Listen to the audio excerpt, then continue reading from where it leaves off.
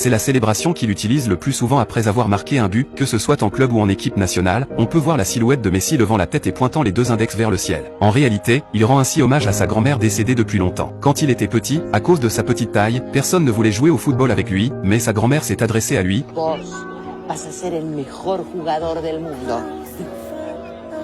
Et après ces mots, elle a emmené le petit Messi sur le terrain pour regarder un match d'enfants de son âge. Il manquait justement un joueur sur le terrain, et l'entraîneur était extrêmement anxieux. Le petit Messi voulait entrer en jeu, mais il avait l'air si frêle et petit que l'entraîneur semblait un peu hésitant. Voyant cela, sa grand-mère a dit avec assurance, « Mon petit-fils court non seulement plus vite qu'une balle de fusil, mais il excelle aussi à n'importe quel poste. » Alors, l'entraîneur, à moitié convaincu, a laissé le petit Messi entrer sur le terrain pour jouer sur l'aile. Sur la pelouse, il faisait une tête de moins que tous les autres enfants, mais dès qu'il touchait le ballon, sa grand-mère disait fièrement, « Regardez vite, c'est mon petit-fils. » Seulement 2 minutes après son entrée en jeu, il est devenu le seul centre d'attention de tout le terrain, lobant ses adversaires et perçant tout au long de l'aile pour éliminer l'ensemble des défenseurs. Il n'avait d'yeux que pour le but adverse. La performance époustouflante du petit Messi a choqué tous les parents et spectateurs.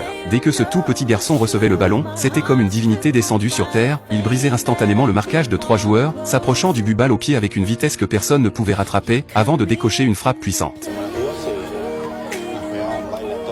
L'entraîneur a immédiatement dit à sa grand-mère, « Vous devez absolument l'amener s'entraîner tous les jours, peut-être que les autres enfants pourraient apprendre beaucoup de choses. » Sous l'influence de sa grand-mère, le petit Messi ne quittait jamais son ballon, où qu'il soit. Par la suite, les matchs de Messi se gagnaient souvent avec plus d'une dizaine de buts d'écart. Il suffisait de passer la balle à Messi, et tout devenait simple, il pouvait même facilement aider chaque membre de l'équipe à marquer un but. Mais lors d'une finale, le petit Messi s'est accidentellement enfermé tout seul dans les toilettes, il a dû briser la fenêtre, grimper par celle-ci pour sortir, et courir vers le stade comme un fou, son allure à perdre haleine illustrant parfaitement son amour pour le football.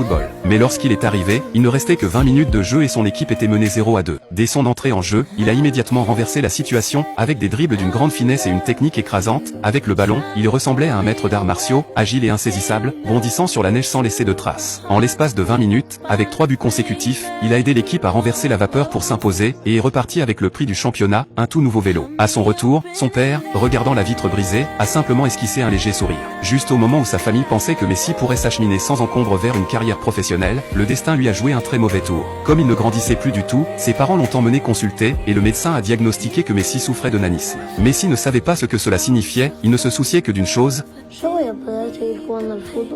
Pour grandir, il fallait s'injecter tous les jours de coûteuses hormones de croissance. Bien que leur vie fût déjà très modeste, ses parents ont tout de même décidé de traiter leur fils. Pour grandir, il prenait souvent la seringue tout seul, plantait l'aiguille dans sa cuisse, et en serrant les dents pour supporter la douleur, il s'injectait lui-même les hormones. En voyant cela, sa mère avait à la fois le cœur brisé et un sentiment de réconfort. Mais même un garçon aussi raisonnable que lui subissait les brimades des voyous du quartier, qui non seulement lui ont volé son vélo, mais ont aussi piétiné et détruit ses hormones de croissance. Heureusement, ce qui est réconfortant, c'est que les médicaments prescrits par le médecin ont fait effet, et il a dit joyeusement à ce dernier, « Le but du match de la semaine prochaine vous sera dédié. » C'était peut-être l'œuvre du destin. Lors d'une partie de jeux vidéo de football, il a flashé au premier regard sur le maillot numéro 10 du Barça, cette tunique qui allait plus tard faire trembler le monde, dominer la planète football pendant 20 ans, et terrifier tous ses adversaires. C'est également à ce moment-là qu'il a fait la connaissance de la cousine d'un ami, celle qui allait devenir la femme de sa vie, Antonella, un amour d'enfance rencontré au moment parfait, se jurant de s'accompagner jusqu'à leurs vieux jours. Mais les beaux jours n'ont pas duré, une crise économique a balayé l'Argentine, et son père, au chômage, ne pouvait plus payer les frais médicaux exorbitants. Ils espéraient initialement être parrainés par un club local argentin, mais ceux-ci ne croyaient pas au potentiel de Messi et n'étaient prêts à payer que la moitié des frais, jusqu'à l'apparition d'un agent du Barça. Ainsi, Messi, âgé de 13 ans, et son père sont partis pour ce pays étranger qu'est l'Espagne.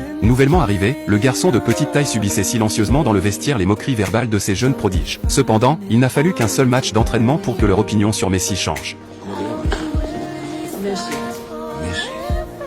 Bien que l'agent croyait fermement en Messi, les hauts dirigeants du Barça étaient sceptiques à son sujet. Après tout, les prodiges qui échouent prématurément ne manquent pas, et de plus, Messi était un génie atteint de nanisme. Les retards s'accumulaient, son père et l'agent s'activaient avec anxiété, et la seule chose que Messi pouvait faire, c'était de faire ses preuves sur le terrain. Courant avec la balle, il était impossible à renverser, impossible à rattraper, impossible à tacler, il parvenait toujours à éliminer tous ses adversaires par les méthodes les plus simples pour envoyer la balle au fond des filets. En voyant cela, le directeur sportif de l'équipe n'a pas pu attendre pour prendre la décision finale, peu importe le prix à payer, il fallait absolument garder Messi.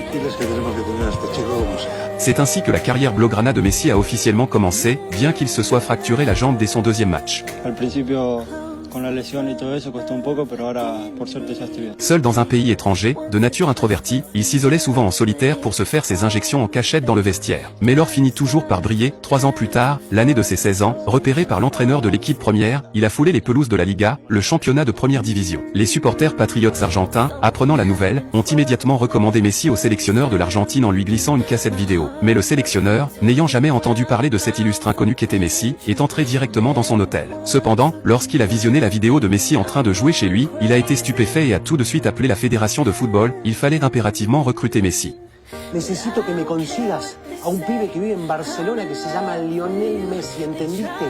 Lionel Messi. Ainsi, à 16 ans, Messi a de nouveau été sélectionné en équipe nationale d'Argentine, endossant le maillot albicéleste pour se battre pour l'honneur de son pays. Cependant, au club, étant trop jeune, survivre dans le vestiaire de l'équipe première n'était pas chose aisée, jusqu'à l'arrivée de Jacques. Grâce à sa préférence et à la bienveillance qu'il accordait à Messi, les aînés de l'équipe ont rapidement accepté le gamin. Le tout premier but de sa carrière professionnelle est d'ailleurs né de la passe décisive de Jacques.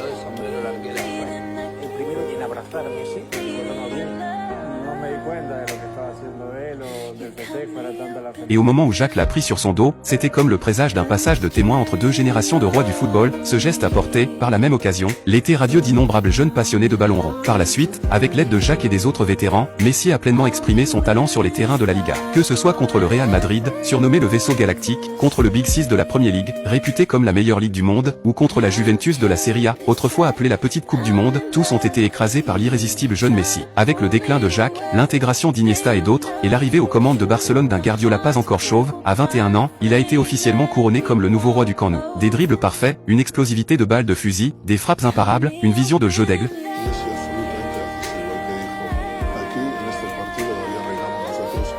Des coups francs avec un taux de réussite extrêmement élevé.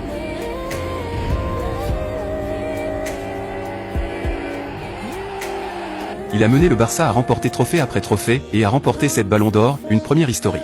Bien qu'il ait gagné tous les honneurs possibles en club, son parcours en équipe nationale a été semé d'embûches. La Coupe du Monde 2006 en Allemagne était sa première participation, mais en huitième de finale, il a perdu au tir au but contre le pays hôte, l'Allemagne. Lors de la Coupe du Monde 2010 en Afrique du Sud, il a de nouveau été battu 4-0 par l'Allemagne en quart de finale. Le plus grand regret reste la Coupe du Monde 2014 au Brésil, alors à son apogée, il a mené l'Argentine jusqu'en finale, pour y retrouver l'Allemagne, son ennemi de toujours, et a subi une défaite amère de 1-0, échouant une fois de plus. Et à la Coupe du Monde 2018 en Russie, ils ont malheureusement perdu 3-4 contre l'équipe de France, future championne. Cependant, lors de la Coupe du Monde au Qatar de cette année, à 35 ans, fort de 5 buts et 3 passes décisives, il a avancé tant bien que mal pour mener les Aigles de la Pampa à nouveau en finale, pour y affronter les rois sans couronne de l'équipe de France. Bien que plus d'une décennie se soit écoulée et qu'il ne soit peut-être plus à son apogée aujourd'hui, je crois fermement que les Aigles de la Pampa pourront triompher au Qatar, quel que soit le résultat final. Le titre de roi du football est grandement mérité.